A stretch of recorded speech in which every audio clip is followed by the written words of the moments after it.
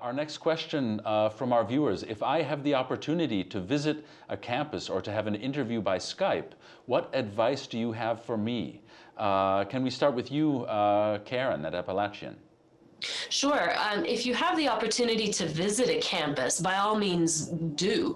It's a great opportunity for you, first of all, to experience it firsthand and really get the sense of whether it's a place where you might belong. So it's, absolutely a valuable experience for you.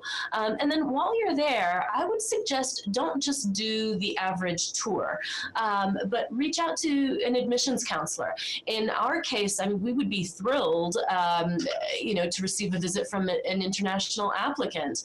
And we'd be happy to set up, a meeting with you where we can answer your questions, we can get to know you.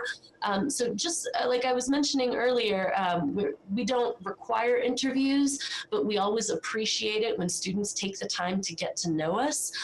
This would be a fabulous opportunity to get to know us, for us to get to know you, and that's something that can both help you in the application process when we are reviewing applications, but also just a chance for you to get to know a campus. And sometimes there's no better experience than actually getting to see it for yourself. And then you can do more than just tour the campus. You can, see the department that you're interested in. You can speak to professors, in addition to admissions counselors.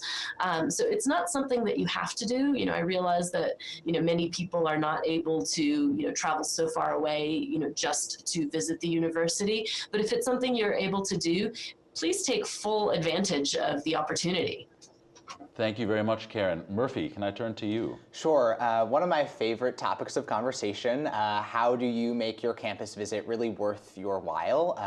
And I think I would definitely echo Karen's sentiment that, it's not just about the standard tour and information session anymore. If they offer classroom visits, get inside the classroom. That's going to be where you're spending a lot of your time if you are to, matriculate to that institution. If they offer an overnight visit, that's fantastic. You're able to really immerse yourself in the community with a current student and get to know the campus in terms of its ins and outs. And I think that's a great opportunity as well. The other thing that I would add is ask questions. I always tell prospective students that they should always have a list of questions that they can ask every institution that they visit.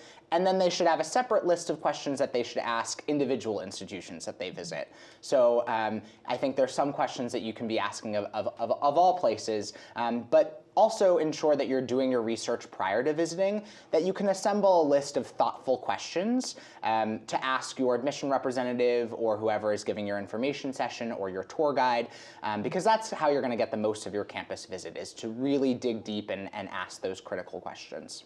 Thank you, Murphy. Yeah. And to Susan at Columbia College Chicago. Yeah, definitely. I echo once again what Karen and Murphy were saying, but I really think if you can do it, a campus visit is so important.